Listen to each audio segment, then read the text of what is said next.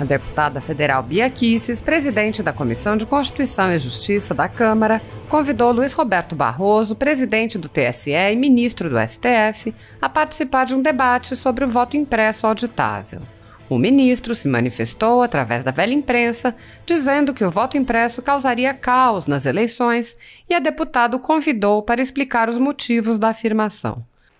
Bia Kicis perguntou: quem tem medo da transparência eleitoral? A proposta de um sistema eleitoral que permita auditoria e ofereça transparência já foi aprovada por 3 vezes pelo Congresso Nacional, unindo políticos de várias correntes ideológicas. No entanto, tem sido sistematicamente barrada pelo Supremo Tribunal Federal, no que muitos entendem como uma interferência indevida em outro poder. Veja o vídeo com o convite da deputada Bia Kicis. Estou aqui para convidar o ministro Luiz Roberto Barroso para participar comigo na nossa próxima live pelo voto impresso auditável. Ministro, será muito bom tê-lo para essa conversa, esse debate. Vamos conversar sobre o voto impresso. Quem tem medo da transparência eleitoral? Eu certamente não tenho. Vamos conversar, ministro, só pode trazer um auditor da sua confiança, um técnico em TI, eu trago o meu também.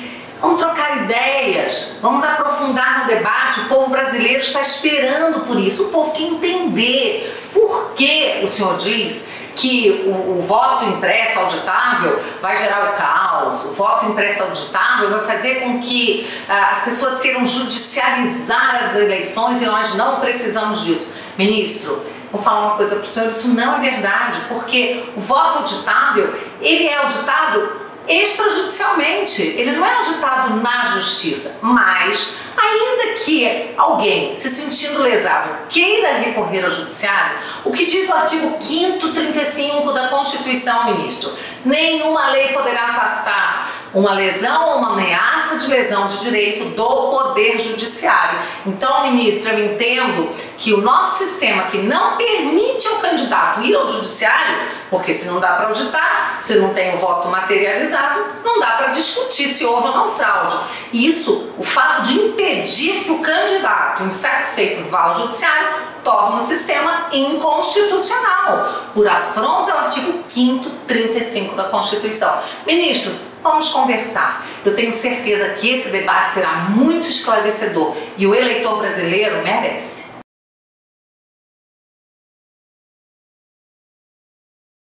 As instituições estatais brasileiras atualmente não gozam um bom conceito.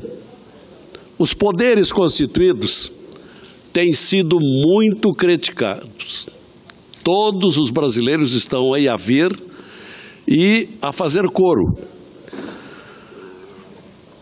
Quase numa mesma proporção esses poderes constituídos, executivo, legislativo e judiciário.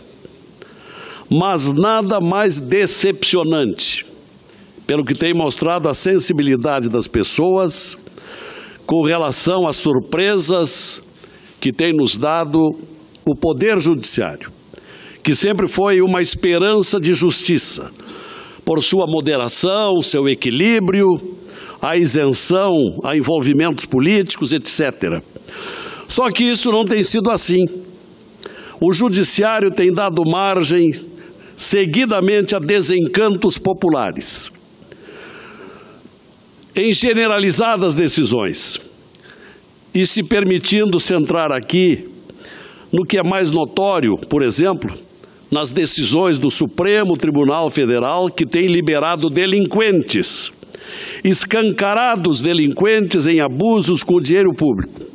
E nesse particular tem se salientado um ministro da Suprema Corte, que já se caracteriza pela pecha de libertador geral dos delinquentes. Um julgador que tem se mostrado avesso, por exemplo, à Operação Lava Jato, que tem mostrado verdadeira compulsão para soltar envolvidos, seja também nos escândalos administrativos do Estado do Rio de Janeiro, como no caso do chamado Barão dos Ônibus, de grande repercussão à época, seja na coleção de solturas de presos doleiros, como ainda aconteceu ontem, integrantes esses doleiros que foram do governo Sérgio Cabral, decisão que inclusive despertou a desconformidade do juiz federal Marcelo Bretas, que remeteu uma carta ao ministro afirmando que corrupção não pode ser vista como crime menor. Advertência que, no entanto, não foi ouvida. Um outro libertado tinha sido flagrado por fraude ao sistema penitenciário. São muitos os casos de decisões monocráticas, entre elas o caso do notório acusado Paulo Preto, que foi preso, poucos dias depois solto pelo mesmo ministro de quem falo, o acusado preso de novo por ordem do juiz Bretas, do Rio de Janeiro, mas solto de novo pelo mesmo ministro libertador de delinquentes. Todos já perceberam que falo do ministro Gilmar Mendes, que até permite um cálculo, qual seja, em 20 dias, Sua Excelência soltou 19 presos, até a semana passada. Pois esse mesmo ministro, que foi presidente por 2 anos do Superior Tribunal Eleitoral até o ano passado, quando o Congresso Nacional aprovou uma lei pela realização do voto impresso no pleito de outubro próximo. Senador Lazier. Senador Lazier, eu quero primeiro cumprimentá-lo pelo pronunciamento, especialmente por essa parte que Vossa Excelência está entrando a respeito do voto impresso. Quero lembrar também que os peritos federais estão aliados nessa causa, porque para eles a prova material da segurança de um voto e da lisura de um pleito está exatamente na impressão do voto. Então, temos um grande aliado nessa causa que a sociedade toda quer, que é a impressão do voto. Lamento que a Procuradoria-Geral da República não entenda que isso seja uma quebra de sigilo do voto. Não é nada disso, é apenas a confirmação e ficará dentro de uma impressora guardada para uma eventualidade de ter a prova material se houver uma fraude numa eleição, o que já aconteceu em nosso país. Então, parabéns a Vossa Excelência e aproveito, pedindo desculpas a esta parte breve, para anunciar aqui a presença e a visita, que vem conhecer o plenário, de representantes da indústria gráfica do nosso estado e do país. Aqui estão Luiz Carlos Pinheiro, Roque Nochan, Maria Ângela Damoner, Josair Santos Bastos, Bruna Rabelo, Diana Neri, Anderson Nunes, Sérgio Leima e também o Pedro Kleckner fazendo essa visita aqui. Então, muito obrigado ao senhor e dizer que esse setor de gráfico tem muito a ver com a nossa profissão. Como jornalistas que fomos, era tudo que fazíamos, era querer escrever e a impressão daqueles nossos textos. E temos gaúchos aí presentes também. Muito obrigada, né? Pela gentileza. Cumprimentos a todos e particularmente aos gaúchos, nossos conterrâneos, e muito obrigado pelo seu aditamento ao meu pronunciamento, que vem em boa hora e reforça. São muitas as entidades e instituições que descreem na lisura das eleições sem o voto impresso. Eu peço ao eminente presidente dos trabalhos que adicione o meu tempo ocupado pela senadora. Como um bom democrata que é, sei que vai fazer isso. Obrigado. Pois Gilmar Mendes, senhores senadores, desde o início da sua gestão no TSE, adotou um posicionamento contra aquela lei, a Lei 13.165 de 2015, uma lei, portanto, que já tem 3 anos, e não adotou providência concreta para instalar o processo preparatório para o voto impresso nas próximas eleições. Nesse meio tempo, fazendo um pouquinho de história, a senhora Procuradora-Geral da República ingressou em juízo, arguindo uma ação direta de inconstitucionalidade da lei do voto impresso, que obriga 100% das impressoras nas 600 mil urnas do Brasil. Pois não é que a relatoria do referido processo acabou recaindo nas mãos do mesmo ministro Gilmar Mendes, o mesmo Gilmar Mendes de posição pré-concebida e conhecida, contrária, desde o seu tempo de presidente do Superior Eleitoral? E nesta condição e encargo, o ministro até agora, ao menos, não se declarou impedido, conforme rege a boa ética do judiciário. Mesmo decidindo levar o processo ao plenário, o ministro Gilmar será o relator, portanto, vai proferir voto, nesse caso, contra a lei do voto impresso. Ora, tal comportamento importa num assinte à boa prática do judiciário, particularmente a função jurisdicional do julgador. É lastimável constatar esse comportamento de um ministro do Supremo que já há bastante tempo não goza do respeito público e que causa enorme constrangimento a vários de seus colegas do Poder Judiciário.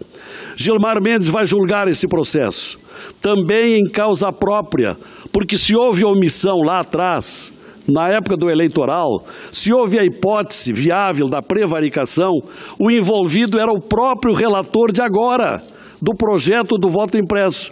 Isto é muito estranho, para dizer pouco. Tem sido por essa diversificada situação conspiratória a credibilidade do Supremo, senhor presidente, que uma série de pedidos de impeachment ocupam a gaveta da direção do Senado Federal. Inclusive, entre os pedidos, são 9 pedidos, há um do renomado jurista Modesto Carvalhosa, justamente motivado pela presença do ministro na relatoria desta ação do voto impresso, um julgamento que será em causa própria. Por esta razão, senhor presidente, eu quero aqui fazer um apelo ao senhor presidente do Senado Federal, o senador Eunício Oliveira, no sentido de trazer para o plenário ao menos um dos 9 pedidos de impeachment reunidos em seu gabinete, para que o plenário do Senado possa também discutir a matéria democraticamente, essa matéria de tanto clamor público, para que não se continue com essas decisões restritas a uma decisão monocrática, antidemocrática, conspiratória ao colegiado de representantes do povo e dos estados. Que seja esta casa valorizada como instituição legislativa e que está ameaçada de ser descumprida, porque a lei é legítima, a lei do voto impresso, entre os outros tantos casos motivados pelo libertador geral dos delinquentes. Certamente a atitude do presidente do Senado será saudada pela população brasileira, independentemente da votação que venha a alcançar aqui no plenário. O parlamento precisa ser mais ouvido em causas que invistam na transparência legislativa, nas deliberações contra as mazelas que hoje aturdem gravemente a política e os políticos. É um apelo que certamente encontra eco na maioria dos brasileiros. É um apelo que fica aqui, senhor presidente. Muito obrigado.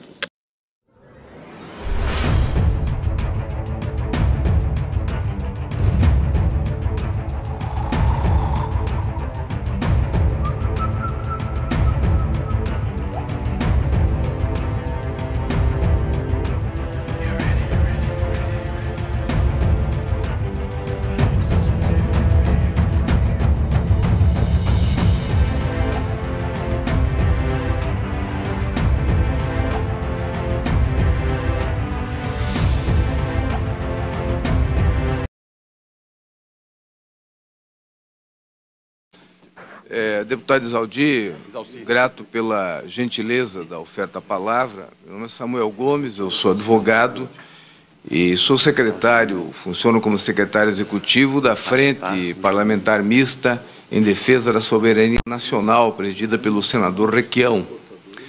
O senador Requião foi o autor do primeiro projeto em defesa do voto impresso. Na época, o Amilcar, que está conosco aqui, em 99, foi um inspirador do projeto.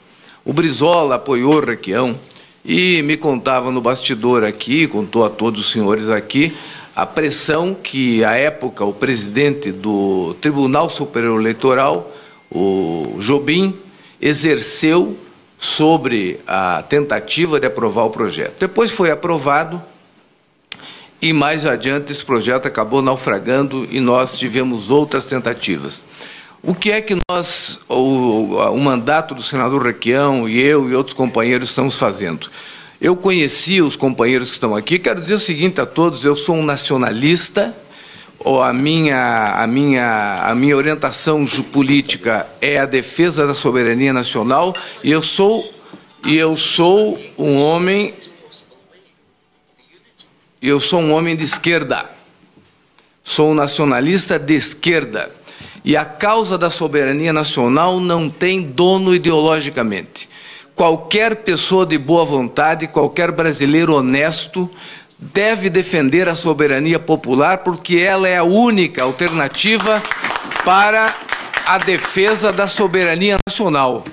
Nós estamos sob ataque nesse momento, depois que descobrimos o pré-sal. Nenhum país do mundo que descobriu o petróleo e que seja um país subdesenvolvido sobreviveu, com exceção da Arábia Saudita, que é uma monarquia. Todas as demais democracias foram destruídas por um processo de dominação. Então, para mim, não tem esquerda, direito, avesso, do lado, de oblíquo. Para mim, a defesa da pátria brasileira e a soberania popular é uma pedra de toque e a muralha diante da qual nós temos que nos defender o Brasil. Neste momento, uma iniciativa, deputado Isaldi, o senhor que está à frente dessa luta, o deputado Bolsonaro que está aqui, há uma iniciativa. À frente, alguns senadores e deputados tomam a iniciativa de criar a Frente Parlamentar Mista em defesa da contagem pública dos votos. É uma maneira, deputado Bolsonaro, deputado Isaldi, de o parlamento dizer ao Supremo Tribunal Federal que não terminou a conversa. Que aquele julgamento fake, o julgamento de fancaria que foi feito no Supremo Tribunal Federal não colocou, como imaginam eles, como sonham eles, e não colocou um fim nessa discussão. A discussão só termina no dia em que o Brasil tiver um sistema público auditável de contagem dos votos. Até lá, os brasileiros de boa vontade de todas as colorações partidárias e ideológicas estão de pé. Queira, deputado Isaldi, receber a minha homenagem, a homenagem do senador Requião ao senhor pela iniciativa, e quero dizer que estamos firmes e fortes com todos os senhores, estamos na luta e, sem dúvida nenhuma, venceremos.